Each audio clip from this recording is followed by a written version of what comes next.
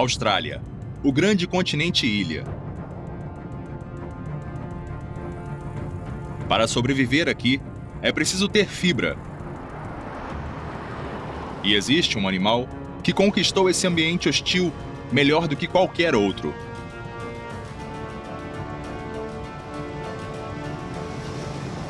A criatura mais emblemática da Austrália é o canguru, o maior animal saltitante do mundo. Ele faz parte de um grupo de mamíferos que resolve os problemas cotidianos da vida, como se movimentar, manter-se fresco e até se reproduzir de formas muito estranhas e intrigantes. Ao penetrar sob a pele desses gigantes que pulam, vamos investigar sua abordagem peculiar para a criação de filhotes. Vamos entender como animais tão grandes são capazes de saltar e descobrir como eles, junto com outros animais selvagens da Austrália, ajudaram a desvendar um dos maiores mistérios da natureza. Junte-se a nós, enquanto mergulhamos fundo no canguru.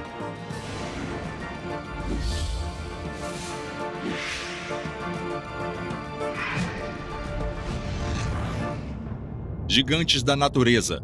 Canguru.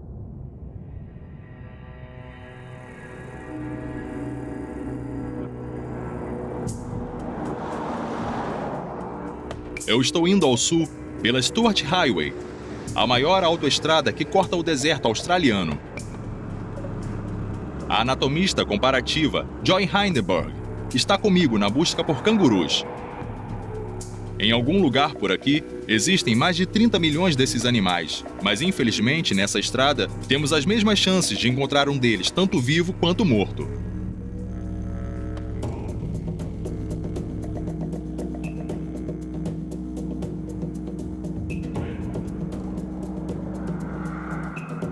Os veículos que passam em alta velocidade causam milhares de mortes a cada ano.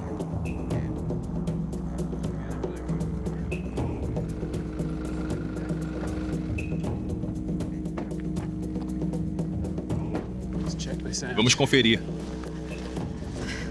Ele parece estar intacto, não parece? É melhor a gente verificar antes. Ele está morto mesmo, está coberto de moscas. É um macho, mas ele está em boas condições? Acho que está bem fresco, um pouco inchado, mas nem tanto. Será que está bom para dissecação? Acho que tá. Então vamos embora. A gente coloca ele no teto. Tudo bem.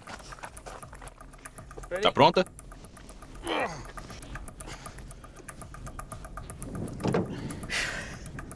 Esse animal azarado é o primeiro canguru que a Joy vê de perto. Puxa um pouco aí se quiser. O corpo dele vai nos dar a oportunidade de explorar sua anatomia singular. Acabou? Acabei. Vamos embora. Estamos de olho em uma fêmea também, para que possamos comparar os sexos, porque os cangurus desenvolveram uma forma realmente extraordinária de dar à luz, que remonta a um passado distante. 220 milhões de anos atrás, na era dos dinossauros, um pequeno animal parecido com um musaranho vivia nas sombras dos gigantes. Ele foi o ancestral de todos os mamíferos. A maioria dos animais dessa classe que sobreviveu até hoje são placentários. Mamíferos como nós, que têm uma placenta usada para nutrir o embrião no útero da mãe. Mas existe outro grupo de mamíferos, os marsupiais, que tem um marsúpio, uma bolsa abdominal. O filhote nasce cedo, é mantido dentro dessa bolsa e nutrido com leite, mas não com uma placenta. Um filhote de canguru esticando a cabecinha para fora da bolsa da mãe é uma das cenas mais estranhas do mundo animal. Juntos, eles parecem até um monstro de duas cabeças. Eu deixo a Joy investigando mais a fundo o ciclo de vida peculiar do canguru, enquanto eu preparo a dissecação.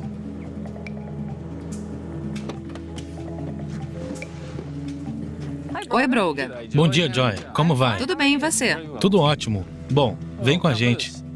Broga administra o Centro de Resgate para Filhotes de Cangurus, um santuário para pequenos órfãos que perderam a mãe em atropelamentos. Vem cá. Adoro vê-los pulando. Vem cá. Vem cá. Pronto.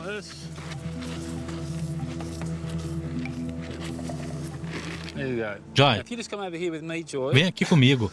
Olha esse pequenininho aqui. Ele é uma gracinha. Esse é o Mickey. Oi, Mickey. Ele ainda está na mamadeira. Ele é um bebê que eu cuidei. Você quer alimentar ele? Segura aqui. Eu adoraria. É só segurar a mamadeira. Não encosta nele. Tudo bem. Oi, Mickey. Qual a idade dele? Ele tem mais ou menos 10 meses. Então o Mickey vai voltar para a natureza daqui a 4 ou 5 meses. Não tem mais nada para você. Vamos levar isso. Pronto, Mickey? Tudo bem, acabou. Que bonzinho. O pequeno Mick ainda precisa crescer muito mais. As fêmeas dos cangurus, como essas mães, podem pesar até 40 quilos. Mas um macho adulto pode ter o dobro do peso e é muito mais intimidador. Esse é o Roger, mostrando pra gente como ele é grande. Ele tá falando. É, ele tá falando. Tá dizendo, entra aqui comigo. Que eu vou te arrebentar. Isso mesmo, vou te arrebentar.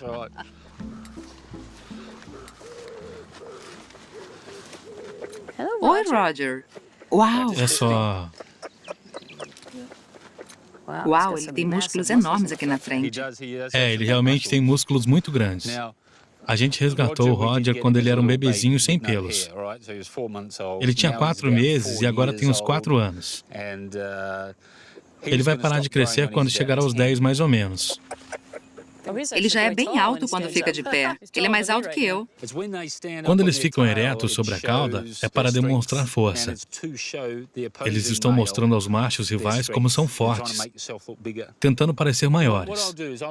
Vou entrar aqui com o Roger. Geralmente a reação dele é começar uma luta de boxe com chutes. Isso pode ser só uma brincadeira entre velhos amigos. Mas foi só algumas décadas atrás que os homens ousaram subir no ringue com esses adversários de aparência humana. Agora vocês estão vendo o Sidney Hupp, o desafiante da Austrália, treinando para uma luta pelo campeonato. Ele está se esforçando para se livrar da pança que desenvolveu ao longo de um ano de inércia. Atualmente, esse tipo de luta de pesos pesados está proibida, mas esse filme dos anos 1930 mostra que os cangurus machos podem desferir um belo soco. Geralmente, 2 garotos brigam que nem 2 homens num bar. Um empurra o outro assim. Depois, eles começam a ter um confronto de verdade. Essa é a postura de briga. A ideia é atrair o oponente um pouco no estilo UFC. Ele tá ficando bem agressivo agora. Eu vi o chute, ainda bem que a cerca tá aí. Exato. Ele mirou direto na sua barriga. É, e se a cerca não estivesse no meio, eu estaria morrendo de dor. E esse é o Roger enquanto animal. Essa é a natureza dele. Parece quase uma luta de brincadeira.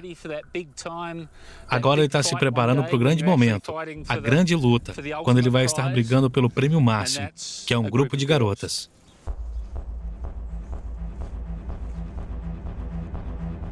Na natureza, os embates entre cangurus machos podem ser brutais.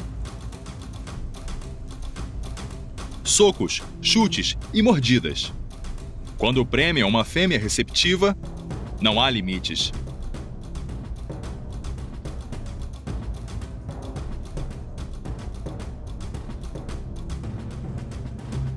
A chance de perpetuar seus genes aguarda o vencedor.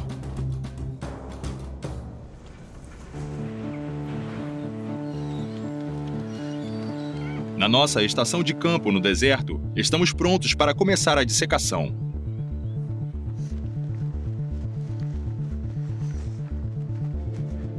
Nosso especialista, Adam Mann, é uma autoridade na fisiologia dos cangurus. Hoje vai ser escaldante. Vai. Então, o que temos aqui? 2 cangurus vermelhos, um macho e uma jovem fêmea que ainda estaria na bolsa da mãe. E temos também um ualaro fêmea, que é um parente próximo do canguru vermelho. Eles têm a mesma anatomia básica, mas são uma espécie diferente. A primeira coisa que eu reparei no macho foi a posição do escroto. A gente sempre mostra para os alunos e eles ficam surpresos, porque é muito bizarro. É diferente da anatomia dos placentários, como os seres humanos. No canguru macho, os testículos ficam aqui em cima, enquanto o pênis fica embaixo. Nos placentários, o testículo estaria atrás do pênis, aqui. É o contrário do que a gente espera. Outro aspecto interessante é que eles podem puxar os testículos para bem perto da parede corporal. E isso é um mecanismo de proteção. Quando eles estão brigando, de pé sobre a cauda e a pata traseira dando chutes, eles puxam os testículos para dentro do abdômen para se protegerem. Eles também podem deixá-los soltos e pendurados para que esfriem, o que é importante para otimizar a produção de espermatozoides. Há alguma teoria para explicar por que o escroto está em cima e não atrás, perto do ânus? Tem a ver com o desenvolvimento embrionário. Então não tem nada a ver com o fato de que eles pulam e querem manter as bolas fora do caminho para não pisarem em cima? Eu gosto dessa ideia, mas não tenho certeza se foi isso que conduziu à evolução. Na fêmea, a diferença mais evidente é a bolsa, que faz com que os marsupiais sejam realmente singulares. Assim como o macho, a fêmea só tem um orifício, o ânus. A vagina e a uretra saem de uma só abertura. Tá. Onde você viu o pênis no macho, aqui veria... Só uma abertura comum? Parece uma característica das aves, dos répteis. É semelhante. Não é bem uma cloaca, mas chamamos de abertura urogenital. Então não é a mesma coisa que a cloaca das aves, é diferente. Isso é tão esquisito. É. O mais esquisito é que a fêmea tem 3 vaginas. Se você quiser dar uma olhada, a gente vai dissecar isso mais tarde. Se você puder abrir as patas para ver melhor... Uma fêmea com 3 vaginas. Sem dúvida, esses animais são realmente muito bizarros. A estranha anatomia do canguru é parte de um mistério muito maior que queremos investigar. Simon Watt está nas Montanhas Azuis, perto de Sydney, em uma viagem ao passado.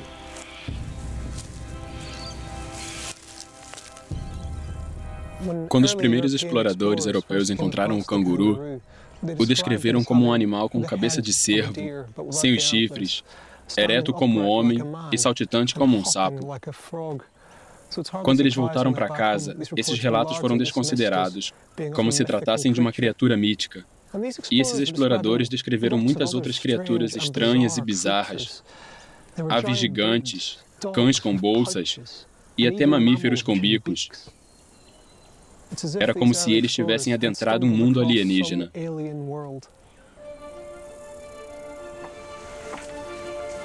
A pessoa mais impactada foi um rapaz de 26 anos, que teve ideias heréticas inspiradas nas evidências dessa ilha. O nome dele era Charles Darwin. Eu marquei um encontro com seu trineto, Christopher, um naturalista que conhece intimamente a influência que a região teve no pensamento do seu ancestral. Oi, Simon. Sr. Darwin, muito prazer. O prazer é meu, Simon. É lindo aqui, né? Lindo.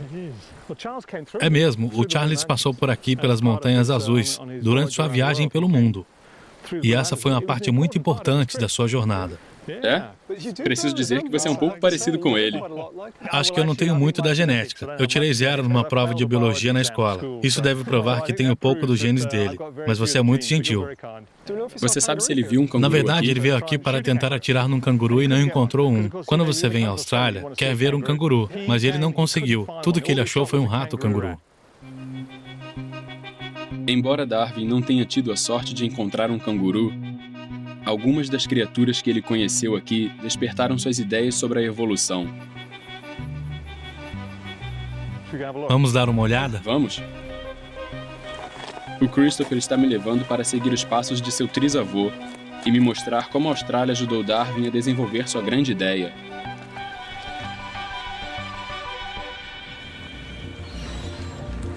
A estranha anatomia dos órgãos sexuais do canguru desafia a compreensão. Mas é o ciclo reprodutivo que torna os marsupiais realmente únicos. Depois de acasalar, os marsupiais têm um período de gestação muito curto. Quando um canguru vermelho se acasala, 28 ou 30 dias depois nasce um filhote. Um mês, comparado aos 9 meses dos seres humanos. Isso, eles nascem muito pequenos. Um canguru vermelho tem 0,8 gramas ao nascer. Nós o chamamos de jujuba. A luta do bebê pela sobrevivência começa pelo surgimento embriônico.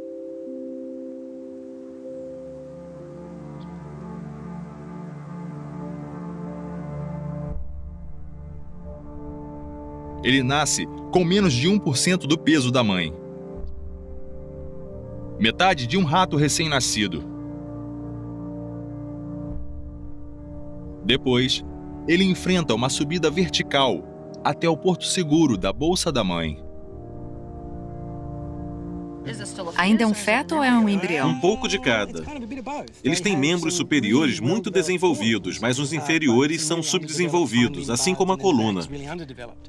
A frente é como um feto e as costas como um embrião. É. Eles precisam disso para subir da cloaca da mãe até a bolsa.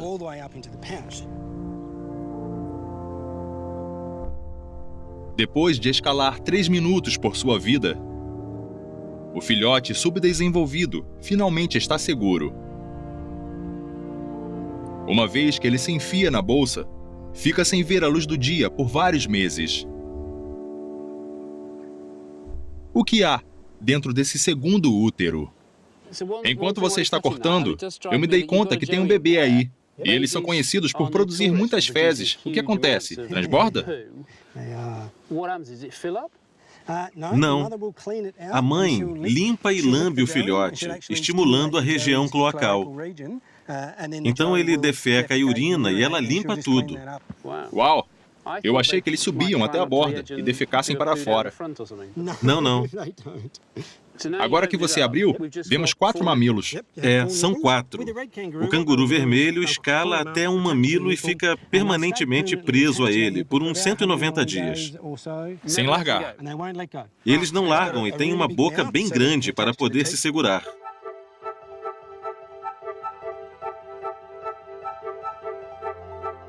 Depois de mamar por vários meses, ele começa a ficar apertado na bolsa da mãe. Quando finalmente amadurece, o filhote nasce pela segunda vez. É hora de vivenciar o mundo real e ter a chance de descobrir se pode pular.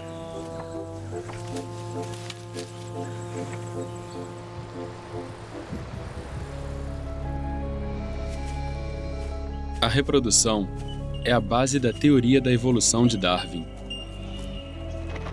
Durante sua viagem pelas Montanhas Azuis, ele encontrou indícios com cores fortes. Simon, tem uma coisa muito legal aqui. Se você acha que os mamíferos australianos são estranhos, olha só. Isso é fantástico. É a área de exibição do pássaro cetim. É lindo. Ele é um cleptomaníaco. De onde ele tira isso? Como você disse, ele é o cleptomaníaco do mundo das aves. O pássaro cetim macho só coleciona objetos dessa cor, azul marinho. As garotas adoram. Isso equivale a ter 3 Ferraris na garagem. É extraordinário. Essa obsessão com a cor azul é incrível. Ele tem todo tipo de objeto feito pelo homem. Isso é uma tampa de spray, um pregador de roupa, um imã com o número 6. Que estranho. O pássaro cetim macho normalmente decora sua área de exibição com objetos de cor natural, flores, frutas e até insetos brilhosos. Mas como Darwin interpretou isso? Charles Darwin era interessado na seleção sexual. Ele dizia: você tem que ter uma ótima aparência. O pássaro cetim não é muito bonito, então seus aposentos precisam ser atraentes. Não é só a sobrevivência do mais apto, é a sobrevivência do mais sexy. Isso mesmo.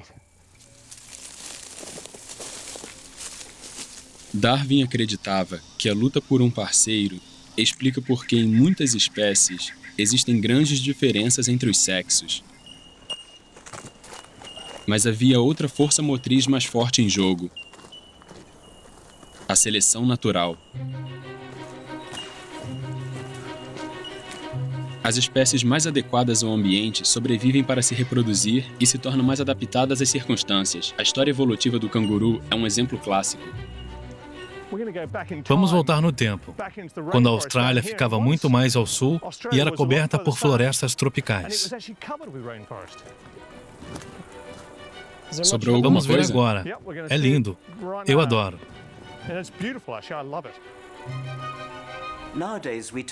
Hoje em dia, a gente tende a pensar que o interior da Austrália é um grande deserto. Mas nem sempre foi assim.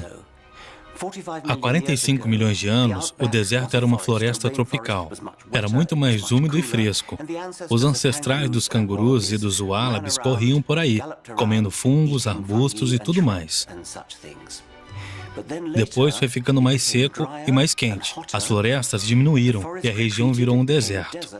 Os antepassados desses animais tiveram que encontrar outras formas de viver, de se locomover e de se alimentar. À medida que o clima mudava, os cangurus acompanhavam. Alguns ficaram grandes. O Procoptodon, o canguru gigante de focinho curto, pesava mais de 200 quilos e alcançava folhas a 3 metros do chão com facilidade. Outros passaram a apreciar carne e ovos. O Propleopus era uma versão gigante dos pequenos ratos cangurus atuais. Mas enquanto esses animais se extinguiam, o canguru passou a dominar, se especializando em comer a grama dura.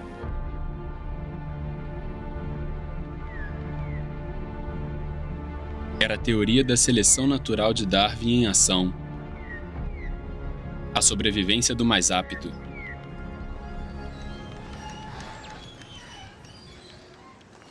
Demos a Joy a tarefa de encontrar não apenas uma ou duas, mas 3 vaginas na fêmea do canguru. Eu e o Adam vamos observar a anatomia digestiva.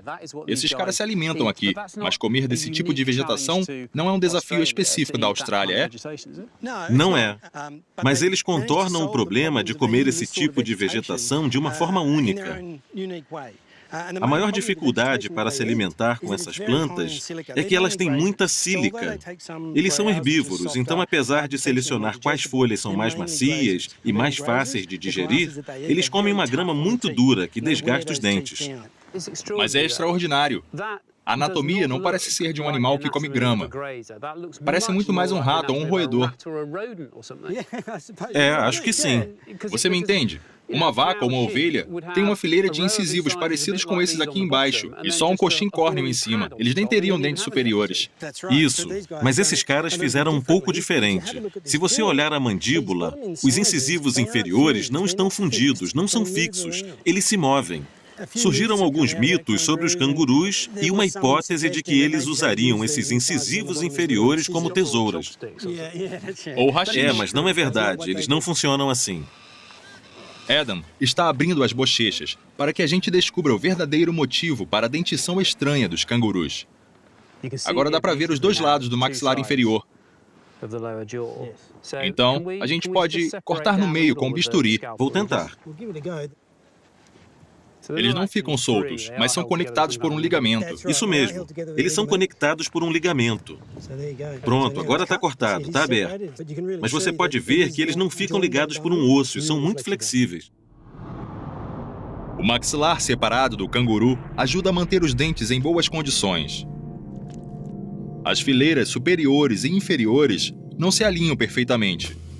A parte de baixo é recuada, evitando que os dentes da frente se desgastem com a mastigação. Quando ele quer comer, desliza o maxilar inferior para frente e os músculos separam os 2 ossos, criando a superfície perfeita para cortar a grama. Eles pinçam e puxam. Vocês vão Pensam ver. com precisão, pois é uma superfície pequena. É mesmo. E essa é uma das razões para eles serem muito bons em se alimentar seletivamente, porque podem comer pedaços pequenos e muito específicos da grama. Assim, eles obtêm alimento de qualidade. Eu estou intrigado com essa separação. Você já viu isso em outras espécies? As baleias podem separar o maxilar. Elas tentam criar um recipiente grande para pegar muito peixe. Já vi isso nas cobras, mas nos primatas, seres humanos, macacos, hominídeos, o maxilar é fundido. Nos porcos, ele é fundido. Esse grau de separação é muito atípico. É interessante que a forma como o maxilar se desenvolveu em marsupiais pode ser singular, porque há um indício de que quando os filhotes entram na bolsa da mãe, se prendem aos mamilos com a boca, ela fica aberta permanentemente por um grande período, durante o desenvolvimento da mandíbula. Ele nunca tem tempo de se fundir? Exatamente. Então isso pode ser vestigial. Isso mesmo, mas também pode ter evoluído para ter uma função muito boa nos adultos. É muito interessante. Eles com certeza têm uma anatomia muito peculiar. Mas se a gente virar a cabeça assim, parece um cervo. Realmente parece, e não é uma surpresa, considerando o que eles comem. Esses caras desenvolveram o mesmo tipo de solução que vemos nos antílopes e placentários de outros continentes. A cabeça, que parece de cervo, é o resultado de um desvio da evolução. Sempre que observamos a evolução em continentes separados uns dos outros, esperamos ver uma convergência. Animais com o mesmo modo de vida tendem a ficar com aparência e comportamento parecidos. Isso não é um cão. É o Thylacinus, o lobo da Tasmânia. Ele é um marsupial, tirando as listras, é claro.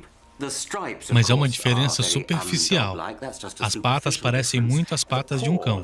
São as patas de um animal que corre e caça.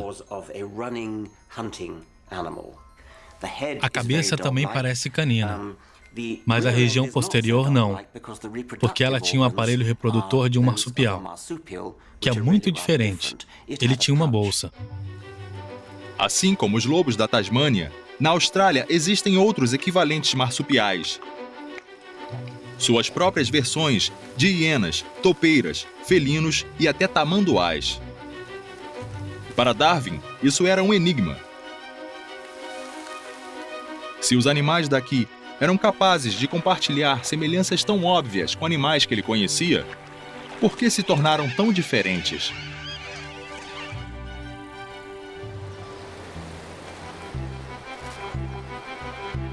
Com a mudança do clima na Austrália, ao longo dos últimos 45 milhões de anos, os cangurus e outros marsupiais se adaptaram para tirar proveito do novo ambiente.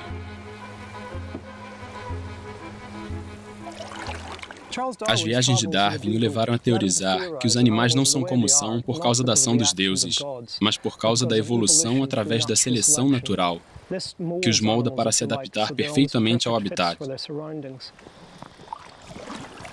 Mas por si só, essa ideia não explica por que a evolução parece ter se desviado do próprio rumo na Austrália, produzindo criaturas tão diferentes de todas as outras. Esse mistério está relacionado ao tempo que o continente ficou isolado. Que lugar maravilhoso! Há 200 milhões de anos, quando os primeiros mamíferos ainda estavam evoluindo, a Austrália era parte de um supercontinente chamado Gondwana.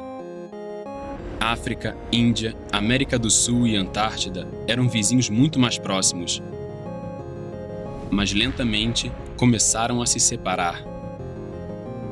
Alguns colidiram com as massas de terra do norte e formaram novos continentes. Austrália e Antártida se tornaram ilhas. Uma foi para o sul, onde poucos animais sobreviveram ao frio. A outra tomou um rumo diferente.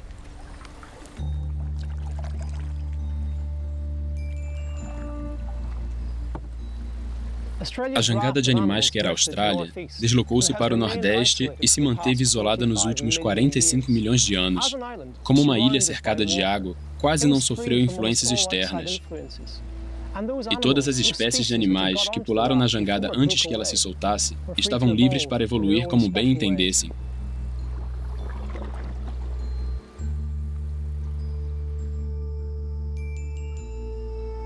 Para Darwin, o isolamento da Austrália explicava a evolução de suas estranhas formas de vida.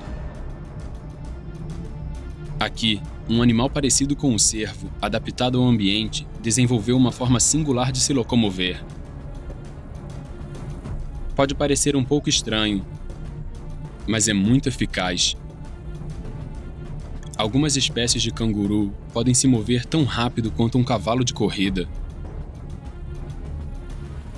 Como um animal tão grande pode saltar como um sapo? É uma questão que sempre intrigou os cientistas, que usaram até a tecnologia hollywoodiana de captura de movimentos para ver como eles pulam.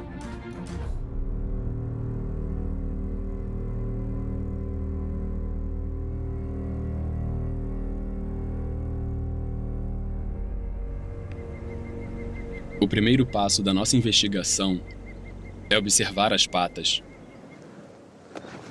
Muito bem, tiramos a pele. Agora, vamos começar a ver a anatomia. Isso mesmo. Ele tem um fêmur curto, o equivalente a esse meu osso da coxa, daqui até aqui. O joelho, que é o mais protuberante que eu já vi. E uma tíbia incrivelmente comprida. A tíbia muito comprida permite a ele ter um grande alcance quando está saltando. Então ele pode aumentar o passo e dar pulos muito longos. O que é muito legal em saltar é que eles podem ficar cada vez mais rápidos, só aumentando o comprimento do pulo. Certo. E eles não gastam mais energia fazendo isso. De que tipo de comprimento de passo ou salto estamos falando? Um macho grande a toda velocidade pode alcançar 7 metros com um pulo. 7 metros em um pulo? 7 metros. Fica aqui, por gentileza. 7 metros? 7 metros. Certeza absoluta. Tenho. 1, 2, 3, 4, 5, 6. 7 metros, um pulo? Um pulo. Isso é uma rua. Com 3 pulos, ele cruza uma quadra de basquete. Dá pra ver como e por quê esses cangurus chegam a 40 km por hora.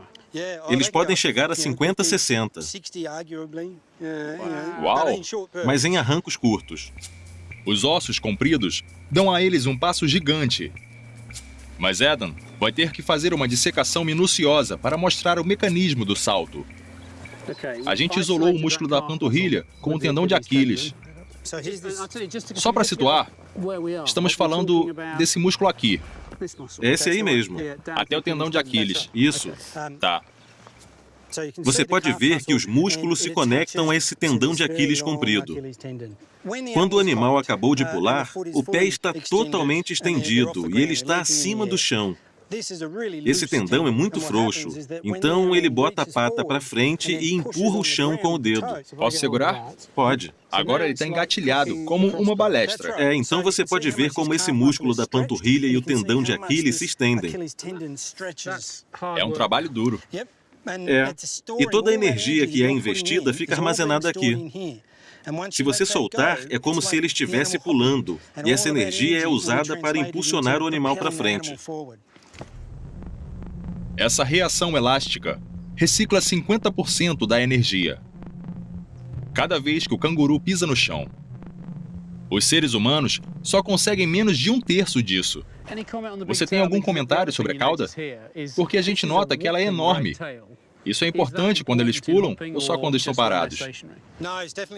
É muito importante para o salto, porque quando a gente vê eles pulando, a cauda balança para cima e para baixo. E eles podem armazenar energia elástica nos tendões de trás e também nela. Então, a cauda é um bom contrapeso e ainda é uma forma de ajudar a acumular a energia que é usada para empurrar o animal para frente. Quase como um pêndulo. Como um pêndulo. Diferente dos animais que correm sobre 4 patas, quanto mais rápido o canguru pula, mais energia ele poupa. Mas se esse é um meio de locomoção tão fantástico, por que não vemos mais animais saltando em outros lugares do mundo? Podemos ficar tentados a perguntar por que os antílopes da Austrália adotaram as patas traseiras para pular, enquanto os antílopes da África continuaram galopando com 4 patas. Mas creio que essa pode ser a pergunta errada. Acho que não é certo sugerir que alguma coisa no continente australiano favoreceu o salto e alguma coisa no continente africano favoreceu o galope. É mais provável que tenha sido um acidente na estrada evolutiva. Os cangurus começaram na rota do salto, e depois a melhor coisa a fazer era continuar seguindo este caminho.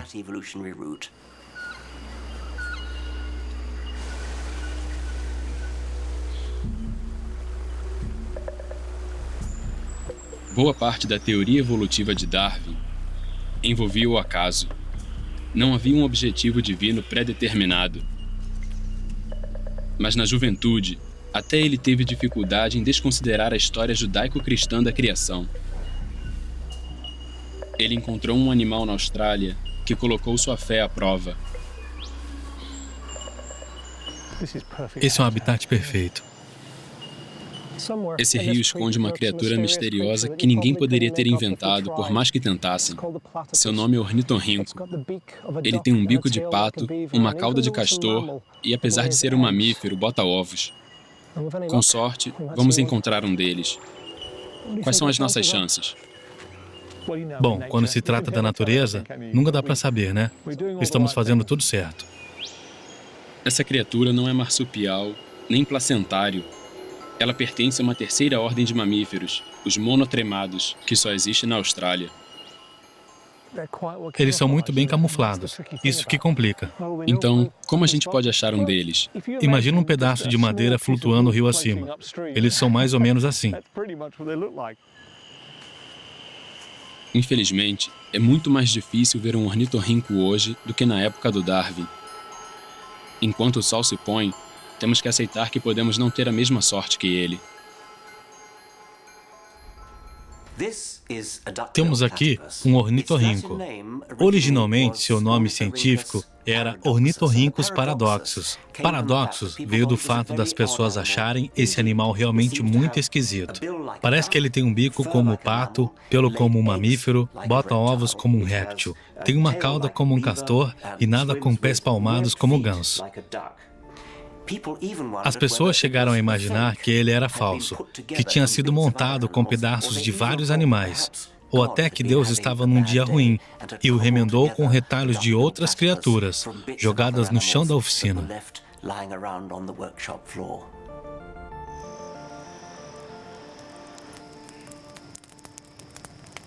Você acha que a gente pode ter mais sorte amanhã? Para ser sincero, eu achei que fôssemos encontrar um hoje à noite. Eu estava só esperando que uma coisinha marrom aparecesse na superfície. Isso teria sido ótimo. Ele foi tão importante para o Charles. Não sei se você sabe o que realmente aconteceu. Ele estava no oeste das Montanhas Azuis, hospedado na casa do dono de uma propriedade que matou um ornitorrinco para ele. Então o Charles sentou na margem desse rio mais ou menos como estamos agora e ficou refletindo sobre o ornitorrinco. Ele sabia que na Inglaterra existe um animal chamado rato d'água, que come invertebrados e vive nos rios. Daí ele encontrou outro animal na Austrália que come invertebrados e vive nos rios. Mas um é muito diferente do outro. Ele disse: por que Deus faria duas criaturas, uma na Inglaterra e outra na Austrália, para as mesmas necessidades, mas com especializações completamente diferentes? Depois ele escreveu esta epifania no diário. Talvez haja dois criadores trabalhando. E isso era uma metáfora. Ele queria dizer que existe um sistema completamente diferente operando. Esse encontro com o acaso abriu os olhos de Darwin para a interconexão da vida. Ele viu o ornitorrinco como um animal de transição, um mamífero inferior que ainda botava ovos como os répteis. Outros como ele teriam sido extintos e substituídos por espécies mais bem-sucedidas através da seleção natural. Mas esse animal primitivo sobreviveu, isolado na Austrália, como um fóssil vivo. Ele continuou anotando seus pensamentos no caderno. Seu diagrama rudimentar esboçava não só como as espécies mudaram, mas como suas origens podiam ser remontadas a um ancestral comum. Essa era a sua árvore da vida. A teoria da evolução de Darwin explica os princípios básicos da razão para algumas espécies sobreviverem, enquanto outras são extintas. A seleção natural funciona de forma misteriosa. Por exemplo, como dar à luz um bebê tão vulnerável pode ser uma boa estratégia de sobrevivência.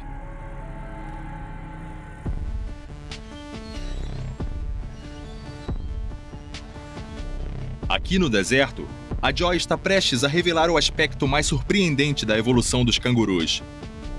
As 3 vaginas. Como você está indo? Já está quase para fora.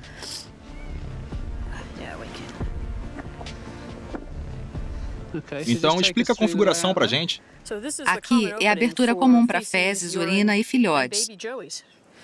Essa parte é o reto. Dá para ver que tem um pouco de cocô passando por aqui. E isso é a bexiga, na frente. Eu abri para você olhar. Viu a bolsa?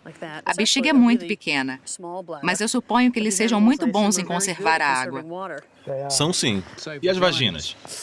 As vaginas, a parte que você adora? A gente está vendo uma aqui, mas não é a única. Tem uma aqui e outra aqui. Realmente são 3. 1, 2, 3 vaginas. Muito esquisito. Parece que elas têm uma conexão em comum aqui. Mas logo acima, se a gente empurrar isso para lá, tem 2 corpos para 2 úteros. Então, 2 úteros. Exatamente. 2 úteros onde os filhotes podem se desenvolver. E esses 2 nódulos na extremidade são os ovários. Os óvulos são produzidos aqui. Adam, explica pra gente o que acontece nessa anatomia. Quando o macho insemina a fêmea, o esperma sobe uma das vaginas laterais e não passa pela do meio. Os espermatozoides chegam aqui e fertilizam um óvulo, que depois se fixa num dos úteros. Agora, a parte interessante é que quando o filhote ou o embrião chega ao tamanho certo e está pronto para nascer, ele não desce pelas passagens laterais, ele vai direto pelo meio. E a primeira vez que essa vagina abre é quando a fêmea dá à luz ao primeiro filho. O estranho trato reprodutivo do canguru é o resultado de uma tubulação intrincada. Os uréteres, os tubos que conduzem a urina dos rins à bexiga, passam entre as vaginas, mantendo-as separadas. Mas nos mamíferos placentários, como os seres humanos, os tubos fazem um caminho diferente e os lados são fundidos para formar uma única vagina maior. Acredita-se que essa simples diferença tenha consequências profundas. A divisão das vaginas pode explicar por que os cangurus só são capazes de parir filhotes tão pequenos e subdesenvolvidos. Enquanto ter filhotes que nascem subdesenvolvidos pode ser considerado uma desvantagem, aqui isso se mostra extremamente vantajoso. Como assim? O que acontece é que quando eles acasalam, um embrião é concebido e nasce 28 dias depois. Ele entra na bolsa da mãe e se prende ao mamilo. Alguns dias depois que esse primeiro filhote nasce, ela acasala de novo e isso gera um pequeno embrião, que é mantido no útero em inércia, num estado de animação suspensa, e ele fica lá até que o primeiro filhote deixe a bolsa da mãe. Então o sistema é acionado de novo e o pequeno embrião continua crescendo e nasce uns 30 dias depois. A mãe fica com um filhote fora da bolsa, mamando ao colocar a cabeça de volta e sugar o mesmo mamilo que usava antes, enquanto o outro filhote fica dentro da bolsa preso a um mamilo. E alguns dias depois, ela entra no cio de novo. Um macho acasala com ela e fertiliza outro óvulo. E ainda tem um embrião no útero. De reserva? De reserva. Ao invés de ser primitivo, isso me parece uma solução muito inteligente. Porque ao gerar filhotes imaturos, isso permite a elas manter 3 bebês encaminhados nessa linha de produção, que não seria possível se houvesse mais desenvolvimento dentro do útero, porque ele estaria ocupado.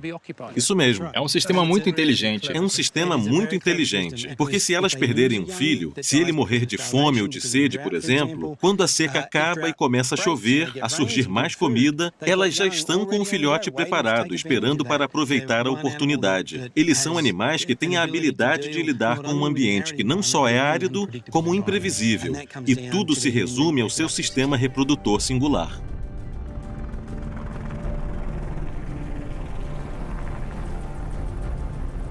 É difícil acreditar que a história do sucesso dos cangurus remonta a uma brecha fortuita em sua anatomia reprodutiva. Mas ao manter-se prenhe quase constantemente, a seleção natural tropeçou em uma incrível estratégia de sobrevivência nesse canto isolado do mundo. Por enquanto, a terra está vermelha, coberta por um tapete verde, o resultado de altos níveis de chuva no deserto ao longo dos últimos meses. Mas não vai demorar até que a grama seque e os incêndios naturais queimem tudo novamente. Essa terra é perfeita para os animais que precisam de pouca energia. Aqueles que podem suportar os longos períodos difíceis e aproveitar plenamente as épocas boas, por mais raras que elas sejam.